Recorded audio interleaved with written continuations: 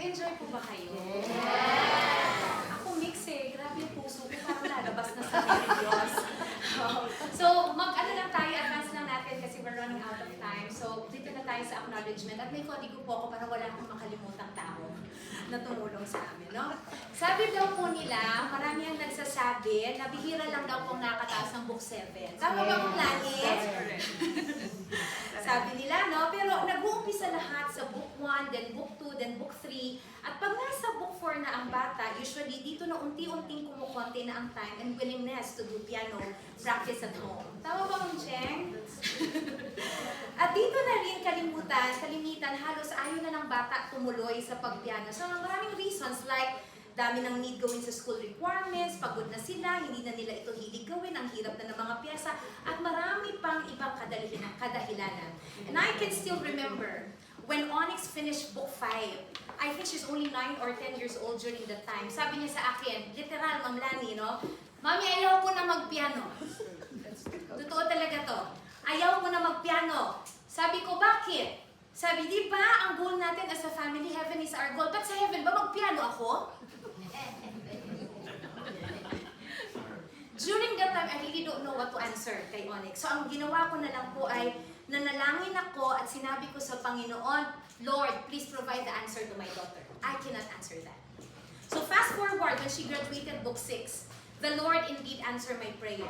After graduating book 6 kay Ma'am A, Onyx told me, Mami, hindi na ako titigil magpiano. I will do this now for the rest of my life in my music ministry. And then I asked her, why? Ang sabi niya, I realize now how privileged I am to serve the Lord through playing the piano. Kasi sa dami ng ministry natin, halos every Sabbath, halos lahat ng churches na pinupuntahan natin ay may piano, pero hindi lahat ay may pianist. So, ganun. So, the Lord answered, hindi ko rin alam kung paano siya sasagutin, Julie, but the Lord impressed her kung ano talaga. And that's it. God showed her that music ministry can reach a greater horizon by touching many lives by playing the piano. So, what's my take here, parents? Parents, our children are the one who are not the ones who's quitting. Pag sinabi nila na ayaw ko na, hindi yun ayaw talaga nila, pagod lang sila. Need lang nila ng rest. Pero once parents are the ones na ang nag-quit, wala na talaga. We only need to pray and ask God, Lord, how can I inspire my child to continue and make piano practices at home fun and enjoyable? So today, our family cannot help but to truly praise the Lord for all His goodness and guidance in this ministry, in this journey. I will be eternally grateful because as a homeschooling mom, na wala talagang alam sa piano, hanggang ngayon hindi ko alam ang do, re, mi, dyan. Hanggang ngayon, sabihan sa akin ako ni Teacher Carol, hindi ko alam ang do, re, mi, dyan. But I realized for the past 12 years of doing Suzuki, God sustained me wisdom kung paano ko ba ituro ang piano. And as I look back, hindi ko rin alam kung paano ko na ituro ang mga piano assignment ni Ma'am Lani. Until now, hindi ko nga alam na ang magpindot-pindot dyan. I recalled na pag binidyo ko si Ma'am Lani, ini-slow motion ko pa kasi hindi ko alam ang sunod na daliri na ipipindot. Ini-slow motion ko pa siya. No? So lahat ng lesson videos, napakabagal ko kasi hindi ko alam ang sunod na pipindutin na daliri. Sabi ko, those were the days from book 1 to book 3. And as a mother, I know God allowed me to experience that because He knows pa, hindi si Onyx ang nire-refine niya, kundi ako ang patience ko bilang nanay. And my take from that experience is that for me to be able to teach patience to my child in learning the piano, I need to first refine my patience for me to exemplify to her the character virtue of patience. So next, I want to thank my dear husband, Daddy. Because without the love and support kay Onyx sa akin, I cannot do this. Thank you for always being calm. Masyadong kalmadong asawa ko. Yeah, each time nag-aaway na kami ni Onyx sa pag-practice sa piano. Salamat, Daddy, sa mga time na may tension na sa amin ni Onyx. You will have time to talk to her and direct her to God, especially at times that she's having hard time obeying me. Next that I want to acknowledge and appreciate are my in-laws, Mami Esther and Daddy Romy, at wala dito si Ate Linlin. Thank you for always being our attorney kay Ate Linlin pag kailangan na lang walang pambayad sa piano lesson. Yan ang aming talagang go-to-go talaga namin sila. You always have been so sensitive in our needs. Kahit di pa kami nagsabi, ramdam nyo na ang pangangailangan namin.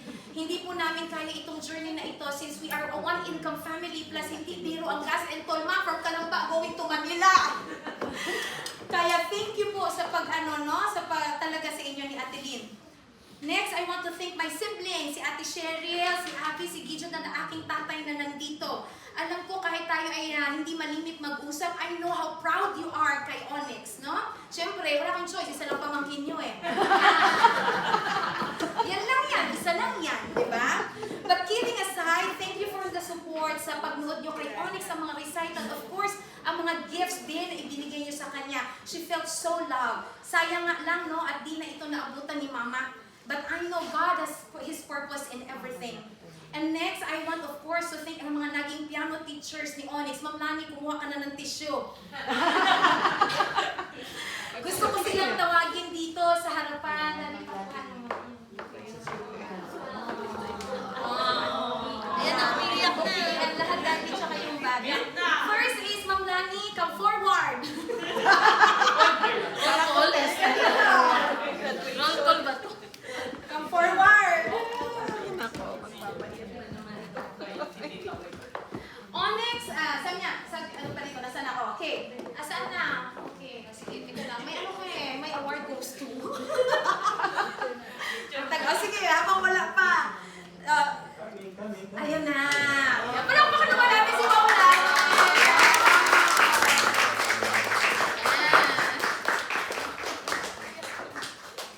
Onyx was with Teacher Lani for 7 years. From 3 years old na kay Ma'am Lani siya, those years was indeed a wonderful foundation in the piano journey of Onyx.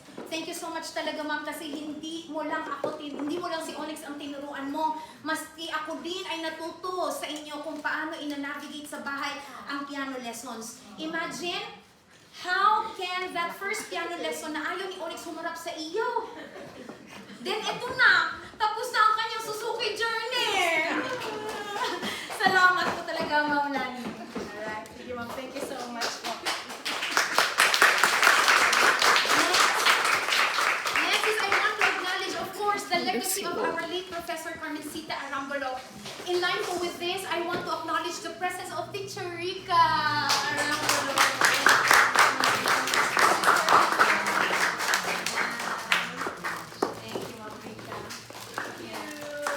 Teacher Rita, I know if Mom A is here with us, she would be very proud of Onyx.